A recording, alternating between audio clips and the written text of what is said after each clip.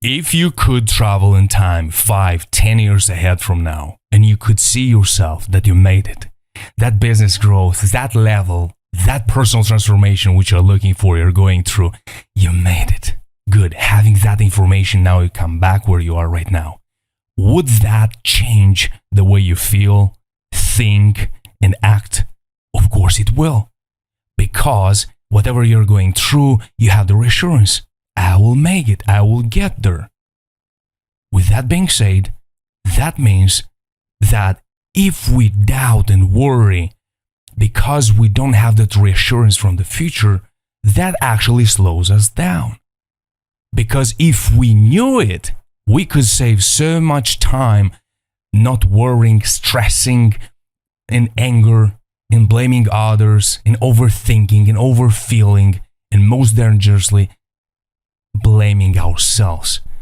Because very often when the path is long and the journey is not easy, we start to blame ourselves. We make so many mistakes. And because of that, we slow ourselves down. That's not good. I know how painful it is, and I remember myself when I was burying myself under my own vision, under my own ambition, which was eating myself from inside. And the more victories I had, the blame was increasing. Because every victory proved, in my understanding, that I could have been here already. I should have been here already. But that's not true. Because the more we blame ourselves, the more we overthink and overfeel and overdoubt, the slower the process is while we're getting there.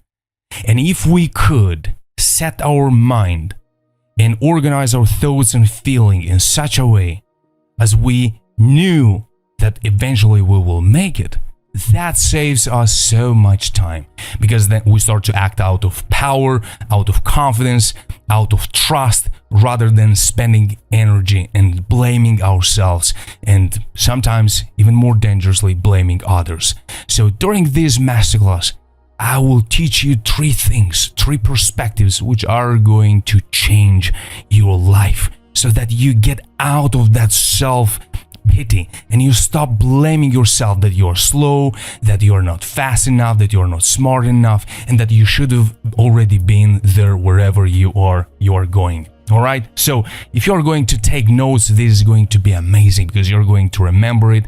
So every single time when that thought will come back and you'll go through that feeling, you can get out of it and start making faster steps towards your destination while you're enjoying this process.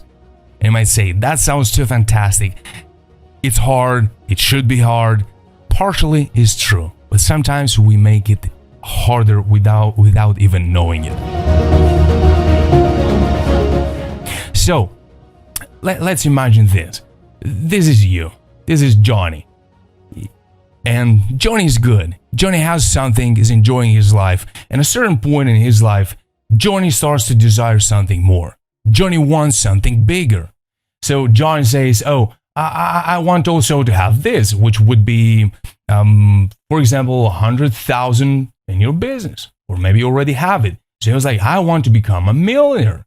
You want to become a millionaire in life. Maybe you don't have a spouse or you're not in a serious relationship and you have a vision for your partner and you're working on yourself and you want a partner. Maybe you want to scale your business to make it international. So there are so many other things which in your life, in my life, we start to desire. Now, Johnny was good, but now Johnny is a Johnny without all of these things. I don't have this, I don't have that, and I'm a Johnny without XYZ. How does that make you feel? That makes you feel awful. I was good, but at a certain point, I'm not good because I don't have this, I don't have that. So because of our desires, which are pushing us towards that direction and that direction, we start to feel less and start to feel smaller about ourselves because we don't have this, we don't have this, we don't have that. And we start to doubt that we will eventually achieve or conquer these things. Now, I want to show you something different. You see, that while Johnny is like this, and Johnny knows some things about himself or about herself, Maria, this looks much bigger. It's on a bigger scale. So if Johnny would realize that these things are the fruits, these goals are the fruits of his desires, because of his inner gifts which are within, Johnny understands one thing, that Johnny is time to become like this. A Johnny which has these gifts, these goals, these desires, and Johnny is going to do something about them, and in time, 1 year, a year and a half, 2 years, or 3 years, these things will no longer be outside of myself. Here's the shift I suggest you to look at. Because you can imagine what you can imagine, because you've set your goals, big goals for yourself, are not the reason for which you have to blame yourself that you don't have them, because you have 24 hours, and no matter how much you work and learn, we realize that in our physical reality, in 24 hours, we can't become everything. But as a wise man once said, you can't do anything, but you can do this thing, and then you can do that thing, and then that thing, and so it is how you do everything. As long as Johnny thinks that these goals, this vision is outside of who I am, Johnny is going to feel as a Johnny without XYZ. The shift which we all have to realize is that your inner gifts, your desires, are the vision for that bigger future. You see, at the beginning we say, yeah, but we haven't been in the future. We cannot travel in the future. So we don't know for sure if we're going to achieve or not. But your inner gifts should stop to be treated as our curse. Those gifts needs to be treated as gifts, as blessings. So the number one realization we have to make for ourselves is that whatever I desire, and we say I, that means you and I, whatever I desire is the reassurance and percentage of my future. Because I can desire it, and because I desire it, is because I have a gift which needs to be worked and evolved so that it can be expressed into conquering everything you set for yourself, every decision which you make about your future. So now you maybe want to close your eyes and imagine yourself, since when I started to assume that everything I desire is outside of my self. Since when I started to look at my desires, at my goals, at my vision, at something which is on a pedestal, unreachable. And the more we keep them on an unreachable pedestal, the smaller we feel. And the more we blame ourselves and we say, I should have, I could have. No. Once you realize that they are within yourself, given from your divine creator, you start to trust that process, and you could actually act, feel, and think as you have already conquered them. Not because you have conquered them, but because you understand that your inner self, your wisdom, your soul is calling you on this mission, is calling you towards that vision, means that seed God was not overthinking when He has put within you. And God didn't have a plan B. We deviate. So then God offers us a plan B. But God has already set a great thing in front of you. A mission, a call, a vision. So, my invitation to you, if you're ambitious, if you're pushing yourself hard forward, and you have this sense of guilt, I want to leave you with these two thoughts at this first stage. Don't doubt your desire. Don't doubt yourself. Start doubting that nagging voice of your mind, which is telling you that if it doesn't exist, it won't exist. So if you want to get a better understanding of how to control your mind and how to start to take care of how your mind operates and works, in the link in the description below, there is a link. Go and access Hack Your Mind Before It Hacks You. You have partially free and fully free version. Jump on that masterclass and start changing your life right now so that you can start learning how to manage your mind. Hack your mind before it hacks you, before that voice becomes your identity. The second thought I want to leave you with is your gifts are your blessings. Stop treating them as your curse, because they are not. They are within you. It's your job to unveil it, to reveal it, and to let it to unfold, the process to unfold, and to make it to happen. Therefore, you have already one big reason why you should stop blaming yourself for your desires or for the mistakes which you've made while you're discovering your path, your journey, while you're going towards your desires, your goals. This is the number one. Now, let's look into the number two. Now, the number two is a question. If I was somebody else I care for, what would I suggest or ask that person being in my situation without emotions? Here's the trick. Because when it's somebody that you really care for and you want to support and direct, sometimes we also use our empathy, right? So we're emotional, we are tender, when we want to be kind. Probably not nice, but you want to be kind for sure, right? Now, there are some people which require, and it's wise to know to use your emotions while you are listening or guiding or caring for. But if you reach that level in conversation when you showed your empathy, so now you gotta come down to business.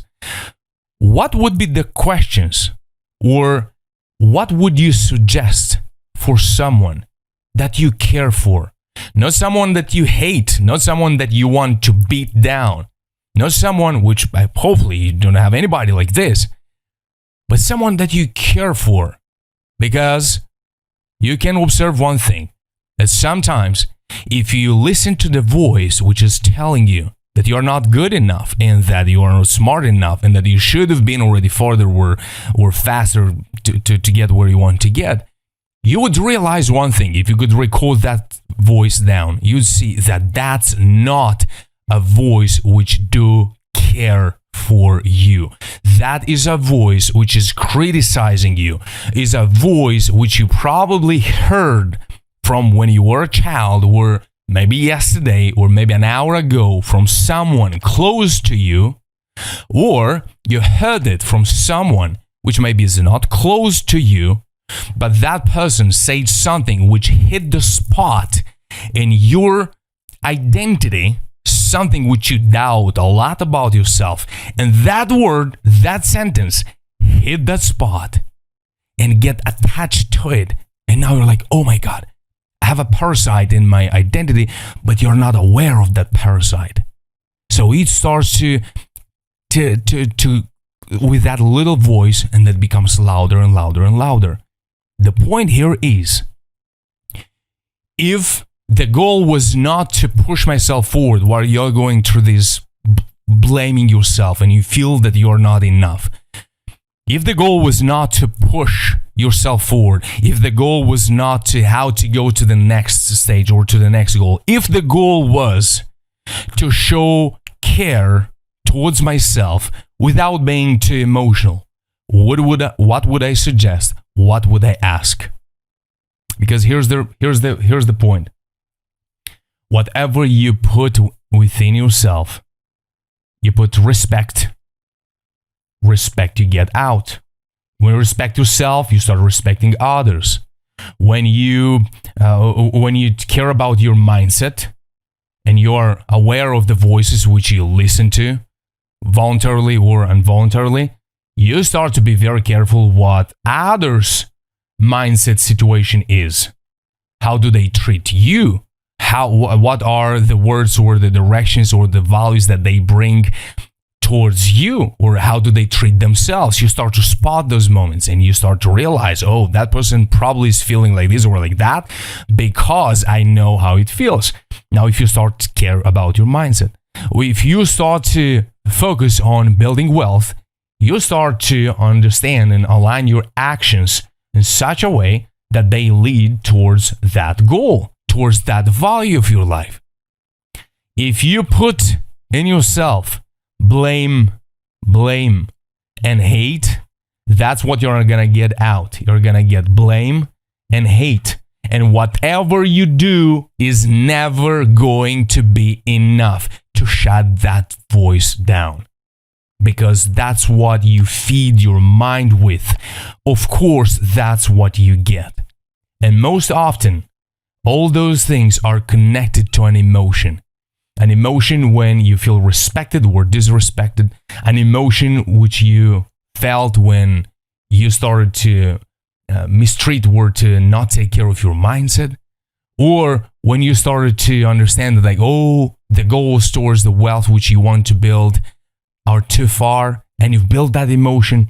And if that emotion is nurtured and repeated, your perceptual reality, which is the reality, but it's only because you perceive it through those emotions, make you feel and make you keep acting and behaving as someone which is never going to make it or to go through, because that emotion is eating you from inside.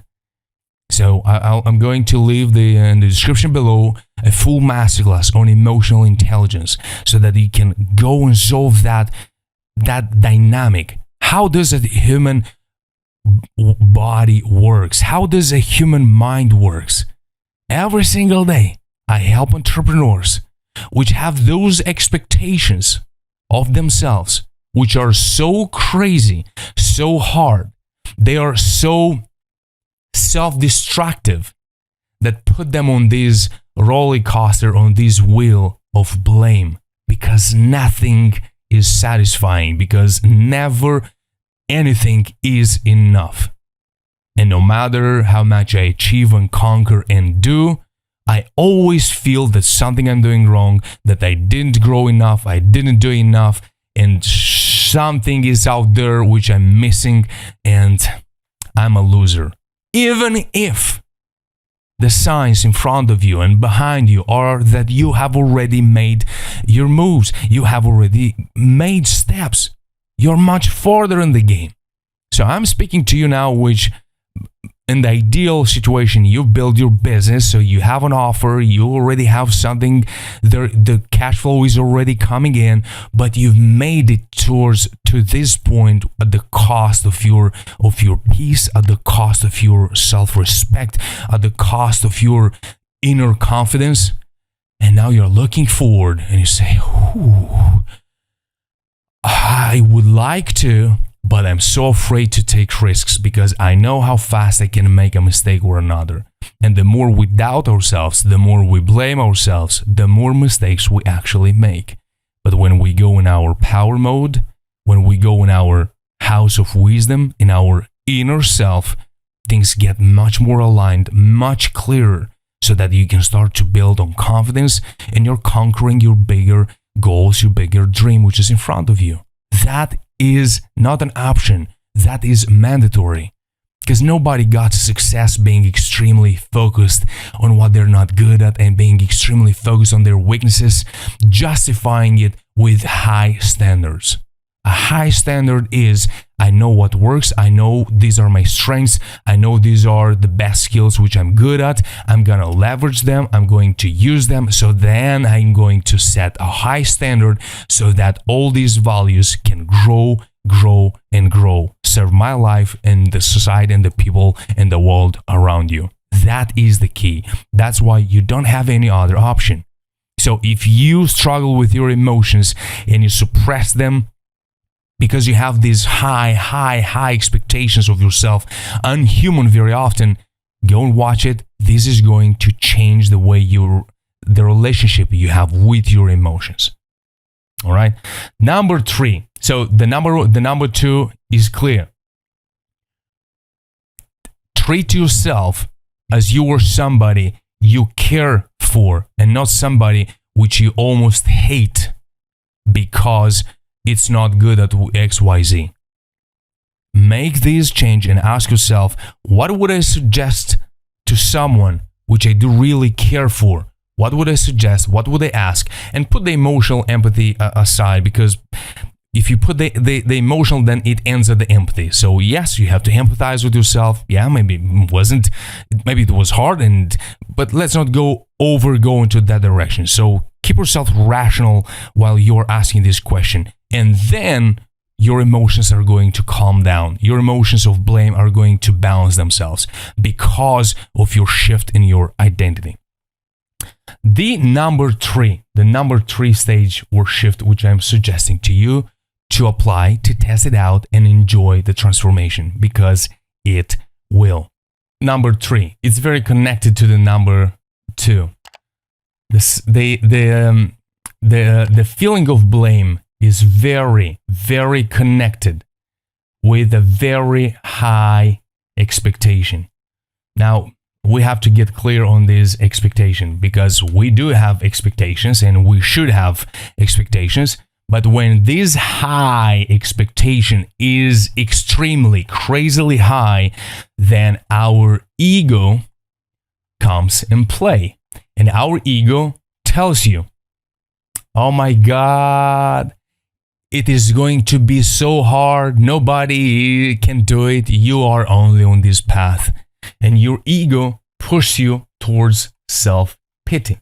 And your self-pity looks like, and mine and everybody else looks like, because I'm so good, I'm going to set such a high expectation from myself that when I do achieve it, everybody's going to say, wow, you are amazing. You are better than us. That's what your ego wants from you. And if you let your ego run the show, you're going to find yourself in a hole called self-pity, which nobody is going to take you out of there unless you are going to decide that. Why and how does that happen? That happens in such a way. I'm under such a big pressure because of my big goals. Nobody understands me. Well, because you ignore your human nature, and because your ego is lying to you, telling that you are inhumanly better than everybody else, you set unreasonable expectations, not an unreasonable vision. That's something different. That's in front of me. Expectations from me right now. I have to perform 38 hours every 2 hours. I should be able to not feel any kind of emotions. I should be working like a machine, and so on and so forth. These kind of hard, high expectations, not well managed, but simply crazy high expectation, because again, it comes from our past. The more mistakes we make, there is always the risk, oh, I have to transform myself in such an individual, in such a mechanism where the mistakes are going to be out of my reality. Whose voice is this? Your ego, which is trying to lie to you, to tell you that you are better than everybody else, because you're comparing. Why? Because lacks a little bit of self-confidence in yourself, lack of trust in your gifts and in your blessings. And when we haven't acknowledged that, which was step number 1, then we start to compare ourselves to others. When we start to compare ourselves to others, then we feel that we are very not as good as others. Then your ego says, because of that, I'm going to make you my slave. And once your ego and my ego wants us to make ourselves our own slaves of our own ambition, vision, or high expectation in this case. And because humanly that's unreasonable, What comes in? Blame. But it is fake. It's a self-blame feeling, but it's fake. It's unreal. It's crazy. It's out of any kind of reality. What do? You go down rather than growing. What else the high expectations can do to us? They can bump up our pride. You have to prove to anyone that you are better than everybody. So let's be honest. Who of us never compared ourselves to somebody else? Yeah, we learn to. Somebody does that constantly. Somebody does that quickly from time to time, but they catch themselves quickly. But we all go through, and we all suffer pride. So let's be honest. But if that pride is out of control, the high expectation goes so much high, very soon the fall is gonna come, as it is written in the Bible. The fall goes in front of the pride. So pride goes, then the fall comes. That's a law. So let's do this. Let's stop pretending that it is hard. Let's stop pretending that it is easy. Let's just admit that sometimes we know the answer, sometimes we don't know the answer. And that's all right. So if I know the answer, at least I know that I can do it and give it a test and give it a try and do it. If you don't know it, go and seek information, because if you seek, you'll find. And sometimes we're going to find the right information. Sometimes we're going to find the wrong information. Sometimes we're going to be right. Sometimes we're going to be wrong. That's part of your human nature. So that's why ego and high expectation are the top two tools and ways which are feeding your blame feeling. And you continue to blame yourself because our ego is not in check and because of these high crazy expectations. Now, I have a question for you. Think of someone on whom you're very, very hard. Somebody on whom you almost get angry when that person doesn't perform at that expected level. Think of someone like that. Makes you angry. Now ask yourself, what is the reason for which I'm so hard on this person? Very often, especially if you're a man, the answer would be something like, because I care for this person, that's why I have this high expectation and I want to push them towards growth. That's good. But if we get angry and we want almost to blame them for not making those steps which we want them to take, for the same reason, you are very hard on yourself. For the same reason, you blame yourself. It's the same game. So what's the solution?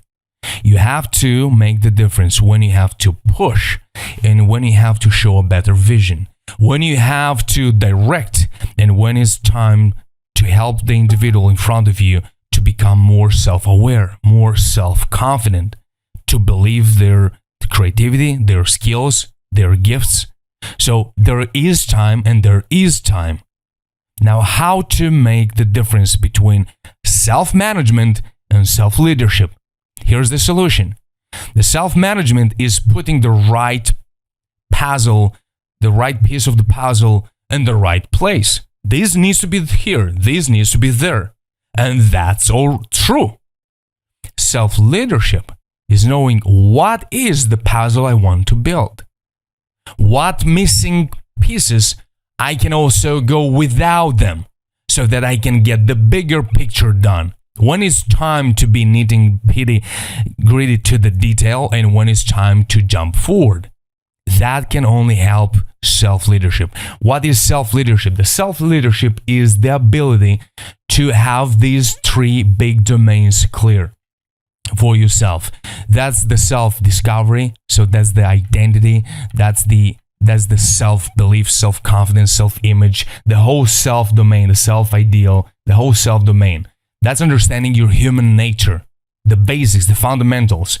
From self-discovery, the next stage, the next foundation, the second pillar is to have the self-growth. The self-growth. How do I set these values towards something which I can grow. The third domain, this is the self-mastery. How can I grow and at the same time I can become the best at 1 or 2 or 3 or 4 things? Probably one is enough. Most of the times, 99.9%, you need only one in self-mastery. You have to become good and good and good and better and the best eventually at one and only one thing, not 10. For that, you don't know that one thing. So you have to go into self-discovery, understand how human nature works. How do you leverage that so that you can make something out of it, you can test it, so then you can focus on the self-mastery. Put them all three together, and that's what is self-leadership. So you're leading these three domains rather than yelling and being angry at all of these domains, all of these values. Rather than beating yourself, you start to connect and build together. So this is the self-leadership. So when the high expectation is confused with high standards, the blame is always going to live there. And as long as the blame lives there, these three domains are dysfunctional. And one day you feel that you're on top of the mountain, one day you feel you're best, and one day you feel that you're not worthy of your goals, one day you feel like this. You're on this emotional roller coaster. And the longer you are on this roller coaster, the slower is the process in order to get where you want to get. So you'd say, would be nice to go 5-10 years ahead and make sure that, I will make it. Well, what if you could start to make those kind of steps with that self-leadership, with that self-awareness, which would set you on that path so that eventually you build the thing which you want to build without destroying yourself, without beating yourself down and wearing yourself and worrying and stressing, because you want to win. You want to win alive. You don't want to be dying, beaten, being right. You want to win. So if you want to win, you have to have a strategy of how to lead your inner domains, your thinking, your emotions, your goals, your strategies, so that your inner world is well led, unified together. So in the link description below, I have two options for you. If you don't have lots of time, if you're very busy, you go into the VIP, and the VIP you have 10 weeks, me and you, I will be mentoring you. In 12 weeks, I will be coaching you, only you and I. You don't go through all the lessons, through all the materials. You're going to have a workbook. You're going to have exercises and things to go through and do the work, of course. But it's only me and you. And we start to find that strategy according to where you are and according to your setup. And that is more expensive than the other version. If you have a little bit more time and you want to take your time into learning the basics and the fundamentals and you want to build your own self-leadership, Allow Yourself to Rise is the program you want to look into. Allow Yourself to Rise Premium is a 12 weeks program. You have all the material is already pre-recorded. You have the material in the workbook, and you also have meetings one-on-one with me. I will be mentoring you, not as much as if you go into the VIP. And the VIP is only mentoring. If you have a little bit more time, you can watch the 12 modules, and total are going to be 25-30 hours, is an hour and a half every module. Then that version, you'll be investing a little bit less, but it's a little bit more comfortable and also a little bit more detailed.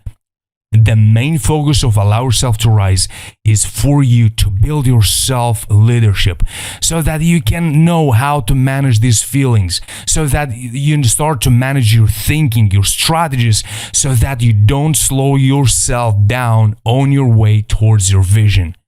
Rather than spending time in overthinking, feeling yourself smaller, feeling yourself not enough, beating yourself for not being as fast as you could, and you could be faster if we stop slowing ourselves down.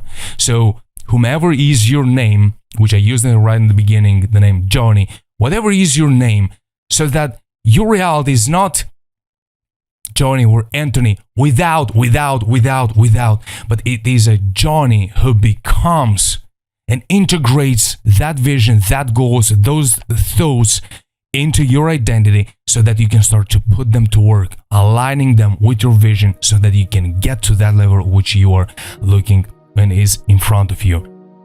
Because sometimes we are so hard on ourselves, and you know the quote, the stick and the carrot. Sometimes we only use the carrot and we beat ourselves, we blame ourselves, and that's not the life we're meant to live. You're meant for greatness, you're meant to be wise, you're meant to allow those gifts within you to express so that you can build, make your life better, build the business you're building, grow it, and you can serve the world, changing the world through your mission. That is my vision, so that you are on your mission towards your vision. So don't hesitate, go on the link in the description below, access it. Jump also on a one-on-one call if you have a question or something it's bothering you. That's free at no cost. It's actual right now in the description below. Back to the blame. Let's stop blaming ourselves. Let's stop growing. Let's changing the world. And at the same time, we can become better and bigger. And that's what I wish for you. We'll see each other in the next masterclass. Take care. Bye-bye.